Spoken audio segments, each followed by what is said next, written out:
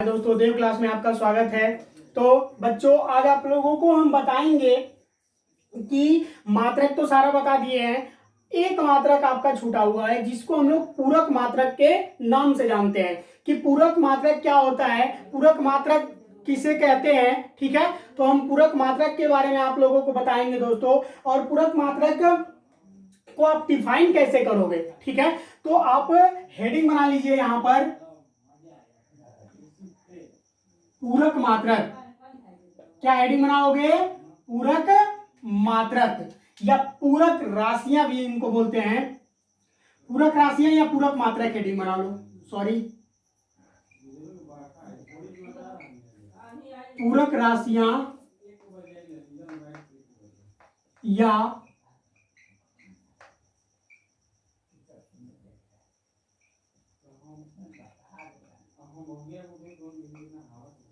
पूरक मात्रक। ठीक है दोस्तों, नोट करिए इसको। वे राशियां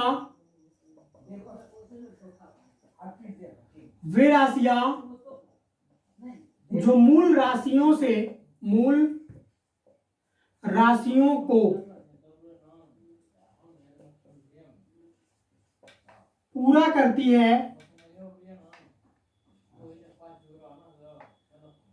है तो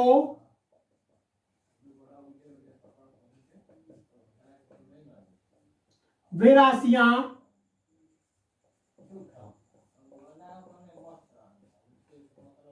पूरक राशियां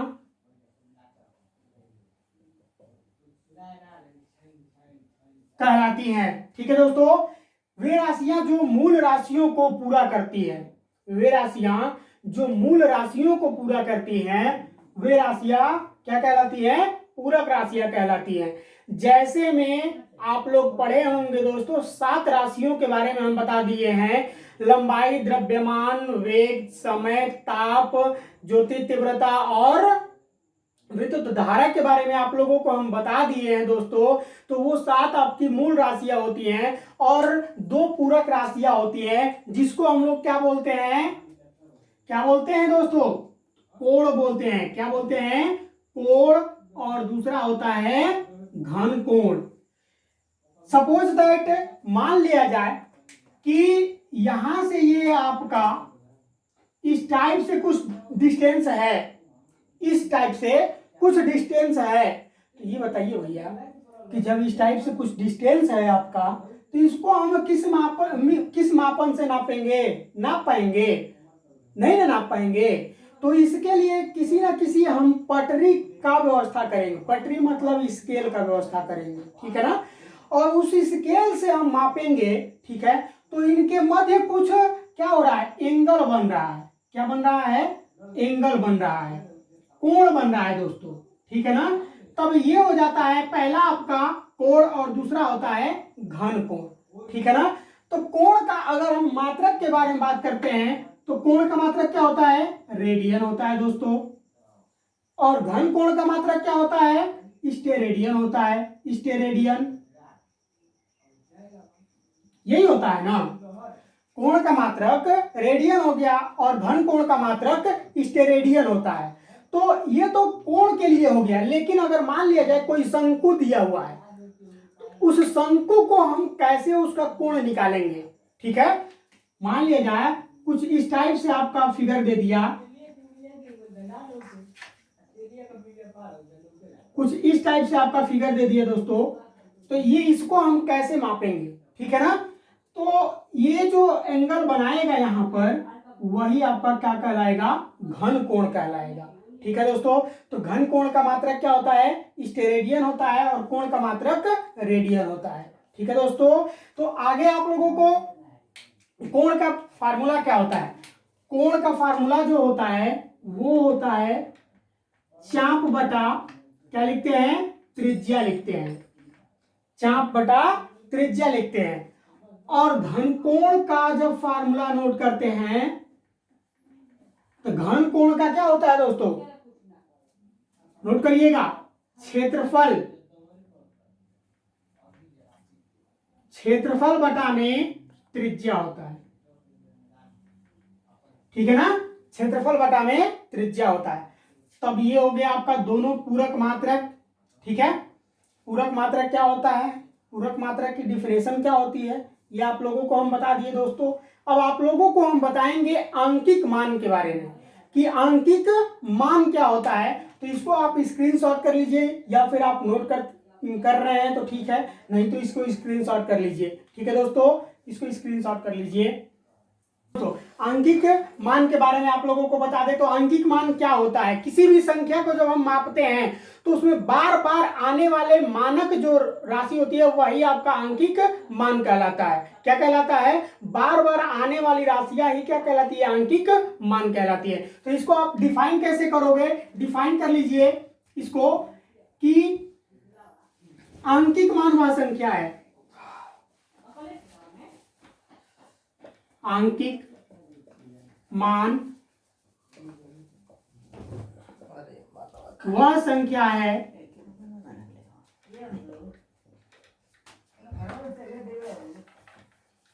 जो किसी वस्तु को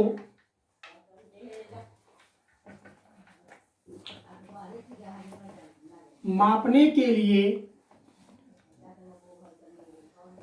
बार बार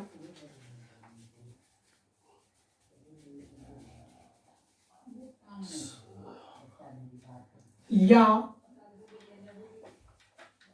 कितनी बार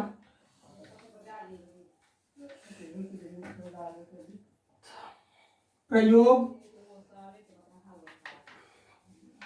किया गया है। ठीक है दोस्तों, जैसे मान लिया जाए कि हम लोग 15 किलोमीटर की दूरी तय कर रहे हैं, 15 किलोमीटर की दूरी तय कर रहे हैं, सॉरी 15 किलोमीटर की दूरी तय कर रहे हैं। तो 15 किलोमीटर की दूरी तय करने में 15 बार हम लोग एक एक किलोमीटर की दूरी जोड़े होंगे, एक एक करके 15 बार जोड़े होंगे, तब जाकर के आपका 15 किलोमीटर हुआ होगा।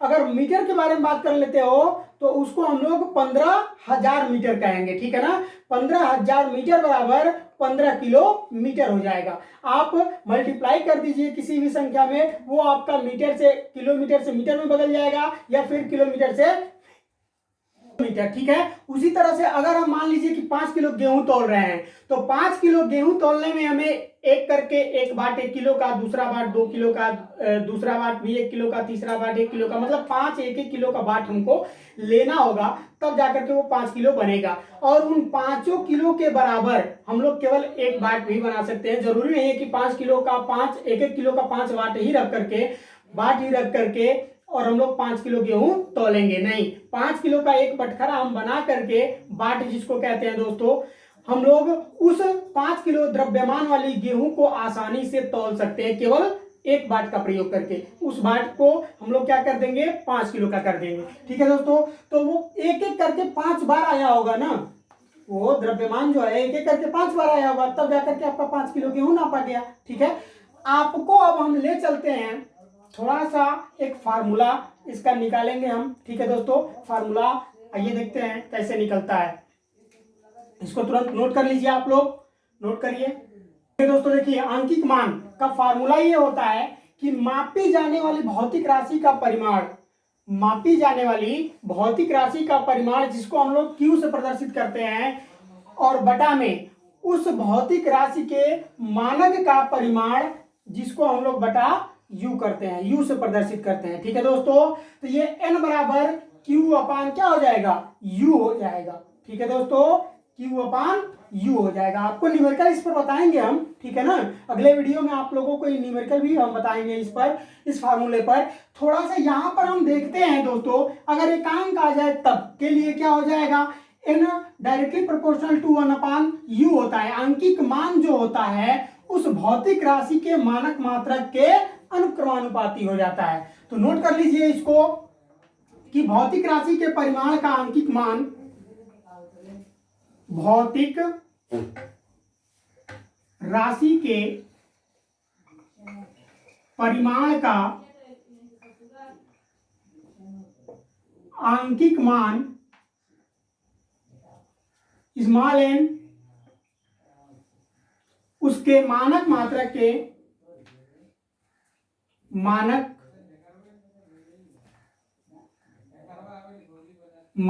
के व्युत्क्रमानुपाती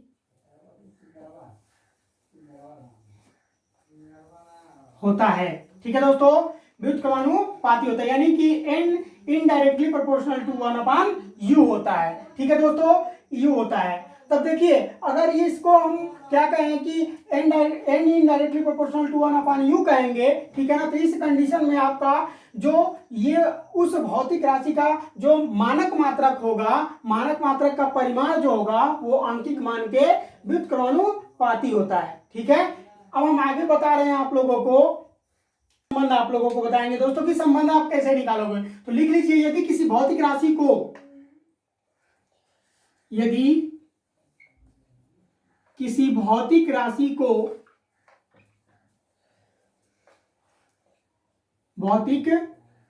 को दो भिन्न भिन्न मात्रकों जैसे u1 व u2 में व्यक्त करने पर उसके आंकिक मान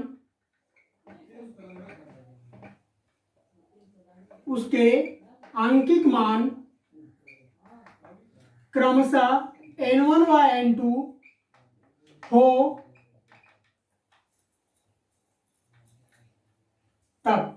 ठीक है दोस्तों, कह रहा कि यदि किसी भौतिक राशि को दो भिन्न भिन्न मात्रकों जैसे u1 और u2 में व्यक्त करने पर उसके आंकिक मान क्रमशः n1 और n2 हो, तब ये क्या हो जाएगा दोस्तों, ये हो जाएगा आपका q बराबर n1 u1 बराबर n2 u2। ठीक है दोस्तों, अगर यहां से हम n2 का मान निकालना चाहते हैं दोस्तों, तो ये हो जाएगा आपका n1 u1 बाई u2। इसको हम n2 बराबर करेंगे तो ये पक्षांतर हो जाएगा। ठीक है, यहां से ये निकल जाएगा, या फिर अगर n1 बराबर हमको फाइंड आउट करना है दोस्तों, तब ये हो जाएगा n2 u2 बटा में क्या हो जाएगा, n1 हो जाएगा। आपके दो फार्मूले ये हो गए दोस्तों।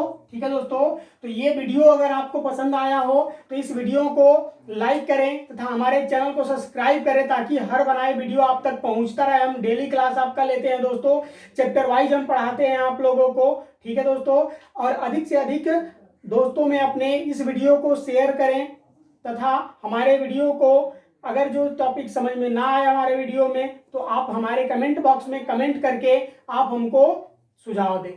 धन्यवाद दोस्तों।